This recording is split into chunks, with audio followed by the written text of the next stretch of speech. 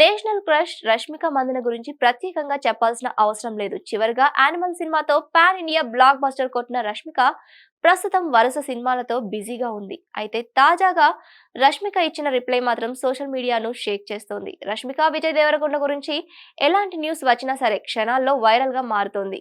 గీతా గోవిందం cinema నుంచి ఈ ఇద్దరి మధ్య ఏదో ఉందంటూ ఎన్నో వార్తలు వస్తున్న విషయం తెలిసిందే. రష్మిక రౌడీ హీరో ప్రేమలో ఉన్నారని, త్వరలోనే పెళ్లి చేసుకోబోతున్నారని రూమర్స్ వినిపిస్తూనే ఉన్నాయి. కానీ ఇప్పటి వరకు ఈ ఇద్దరు మాత్రం ఎక్కడ కూడా ఓపెన్ అవ్వలేదు. సందర్భం వచ్చినప్పుడు మాత్రం మేము జస్ట్ ఫ్రెండ్స్ అని చెప్తున్నారు. అయినా కూడా ఈ జంటపై వచ్చే పుకార్లు అన్ని ఇన్ని కావు. సోషల్ మీడియాలో ఏదో ఒక వార్త వస్తూనే ఉంటుంది. అందుకు తగ్గట్టే రష్మిక విజయ్ చేసే పోస్టులు మరింతగా వైరల్ మారుతున్నాయి. విజయ్ తో పాటు రష్మిక కూడా సోషల్ మీడియాలో చాలా యాక్టివ్ గా ఉంటుంది. ముఖ్యంగా అభిమానులతో చిట్ చాట్ చేస్తూనే ఉంటుంది. అలాగే వాళ్ళు పెట్టే పోస్టులకు కూడా రిప్లై ఇస్తూ ఉంటుంది. తాజాగా ఒక అభిమాని రష్మికకు కాబోయే భర్త ఇలా ఉండాలి అని ఓ పోస్ట్ పెట్టాడు. రష్మిక మందన కాబోయే భర్త ఎలాంటి లక్షణాలు ఉండాలి? ఆమె నేషనల్ క్రష్ ఆఫ్ ఇండియా, అందుకే ఆమె భర్త ప్రత్యేకంగా ఉండాలి.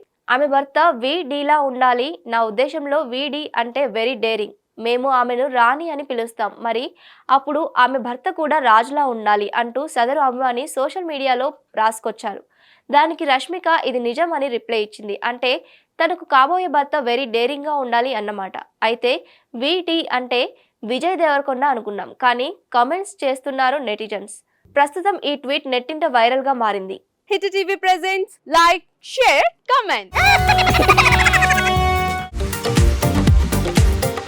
టీవీ వాళ్ళకు కూడా నేను ఒక సర్ప్రైజ్ ఇద్దాం అనుకుంటున్నాను. మీరు మాత్రమే జెస్సీ ఎందుకు అయ్యారు? ఇలాంటి అమ్మాయిలకి పిలవడానికి బాగుంటుంది. చందు సాయికి like you and have a జనాలకి ఒక పేరు నచ్చిందంటే దీనికి ఒక ప్రాసెస్ ఉంటుంది. ఎందుకు ప్రాసెస్ డైరెక్ట్కి వెళ్ళిపోదాం. ఏదైనా ఒకటి మర్చిపోయినావా నువ్వు? ఏం మర్చిపోయావు?